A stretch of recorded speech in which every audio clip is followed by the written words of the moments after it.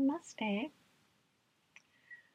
I was going to talk a little bit about what brought me to the Kundalini path with Guruji. Um,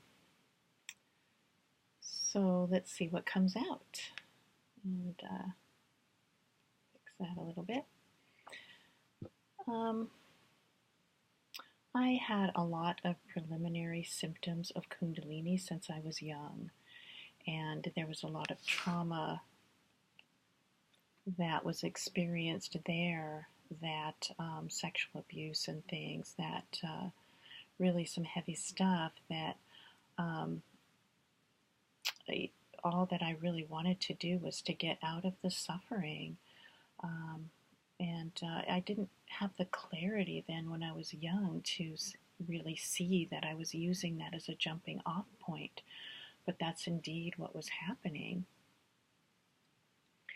And also, as a child, some of the preliminary symptoms that were there were, and these are things I really didn't even talk to with anyone about. I really kept them to myself and went on. One of them was probably as a preteen, I just had all this pressure on my limbs to the point of when I was sitting in a chair, it was really hard to lift up my limbs. You know, I was able to do it, but it was a very strong, just a lot of pressure feeling there, as well as I would be laying at night and I would hear my name being called, which was very disconcerting, if you can imagine, with no, nothing to reference that or to understand it. Really vivid dreams to the point of where it felt like when I woke up, it took me a while to stabilize into where I was going next because they were so vivid and intense. And also being able to manifest with a lot of praying, and that particular thing would take place, which I didn't really see that as a big deal or anything. It surprised me, but I didn't see it as, wow, this is cool or anything like that, because for the most part, what I was praying for was certain things that would help my life just feel more secure and be out of whatever I was dealing with there, because the sexual abuse was really um, brought on PTSD in the way that there were threats and different things, and I ended up telling, and with that, he was put away, which ended up being a good thing, but frightful to, of course, tell about that and be concerned about some of the repercussions of the threats that he had, as far as, he's going to kill you or kill your family or whatever. So that, brought on a lot of the PTSD and trauma that just was there as these wounds that, in my heart, I just wanted to be out of the whole thing. I mean, not always understanding I wanted to be free in my mind, but I just wanted to be out of it. And this is what really propelled me forward. And within my heart, I mean, there was just a real fire that was there smoldering. I mean, I can't say it was fully a flame, or I had that awareness or clarity when I was young to see all that, but it was in there smoldering to be released from this in whatever manner possible. It wasn't always, I really didn't, whatever that was, and I really didn't understand all of it. So time went on in my 20s and things, and that was more just, again, going through still a lot of phenomena and shifts and sensitivities and all sorts of things.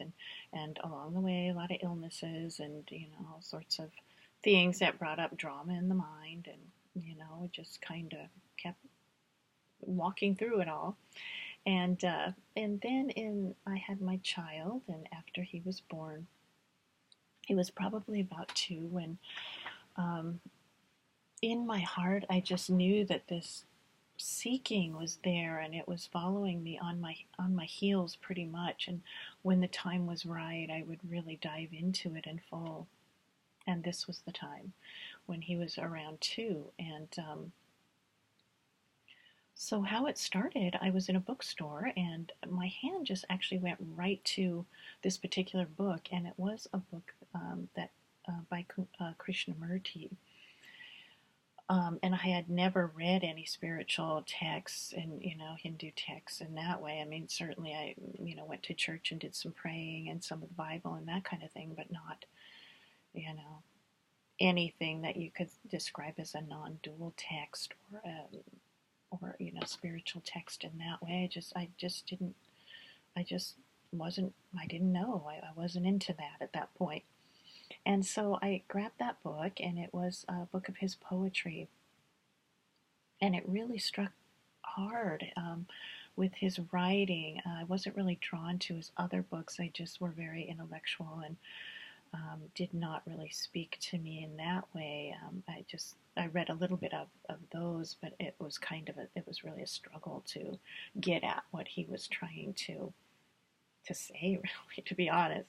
But his poetry, within it, what he was saying was that in life there is no me and mine, there is no ego, there is no separate self, and his journey there to that, as well as some very vivid nature imagery, um, was in the poetry, which resonated so strongly as well, that he brought into this poetry that I just cherished. Really, I read it and reread it, and someone at work noticed that I was really liking it, and they bought me a book.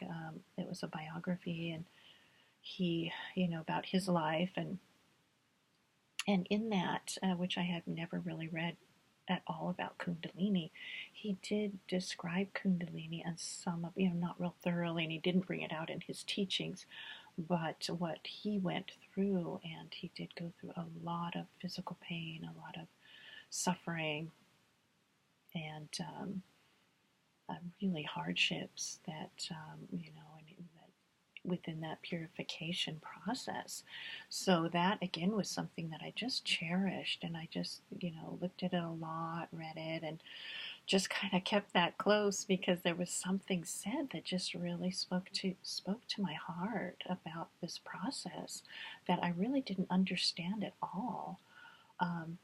What it was, what the end point was, and really, you know, anything about it whatsoever. So that, that was just something there that I really grabbed onto.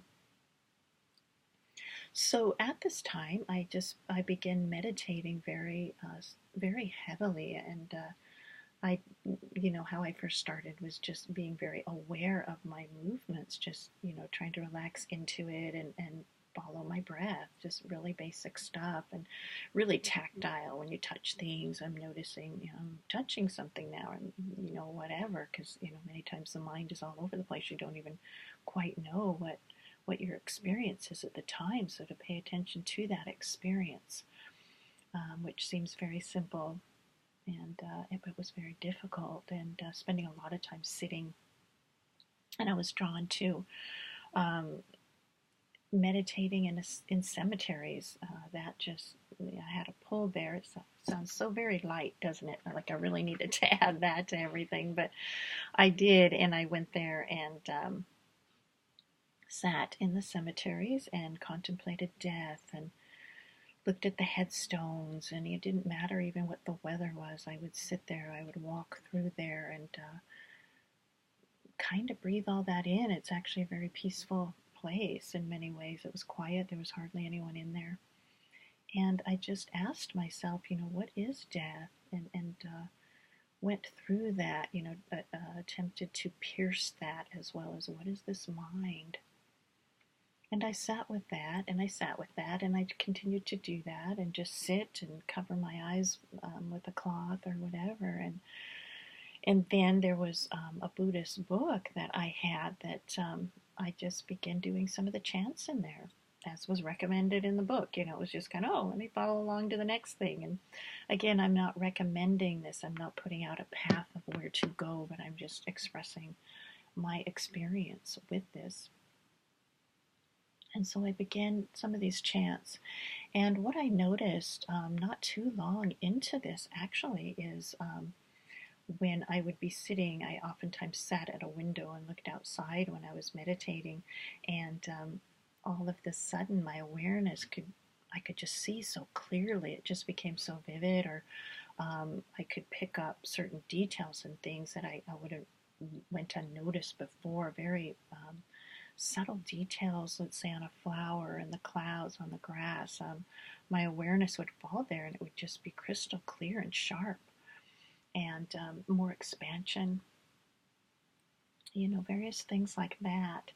And, people around me would say that it seemed like I seemed more peaceful, and I did feel that way. I felt, good about beginning this process, and, now I'm just going to get peaceful, and, it's just going to kind of go that way. But it wasn't the case, although, I just felt good about having that as a tool, and I wasn't going to give it up. I mean, once I started this, I just knew I was not going to give this up. I don't care what happened. And another thing is during this time, a prayer came forward, and it was to be used for the good of humanity. That came forward, and I really meant that from my heart. And really what I was meaning in that was to be out of suffering, so that whatever presence remained could be a gift, or a service to humanity in whatever way or form that grace, that the way it flowed through grace, and so this was said, which again, I only recommend if these things. This was spontaneous. I'm not putting out for anyone to do this kind of thing. I didn't know, and this really came quite spontaneously and quite sincerely. So I continued on these practices that I daily, and every moment that I could get.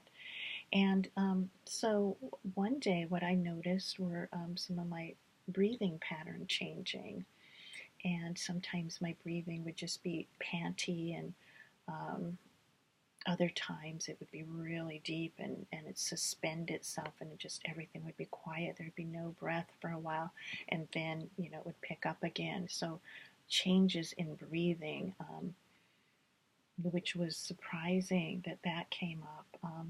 And the other thing was, as I was sitting, looking out the window, my hands just went up in prayer automatically, spontaneously.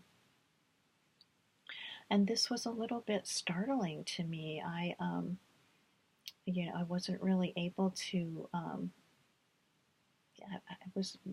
I began to feeling a bit unsettled with it, which I just feel within myself. There was just this rumbling of something that was about to open and burst out, and I really feel like that's where the anxiety was coming from. I could sense that, and so I went along this way, and a lot of these kriyas continued, and became a little bit more pronounced. But I'm going to leave this here for now and get back to this, because I have to check on my text thing here. But I will get back, and we will continue from here. So namaste.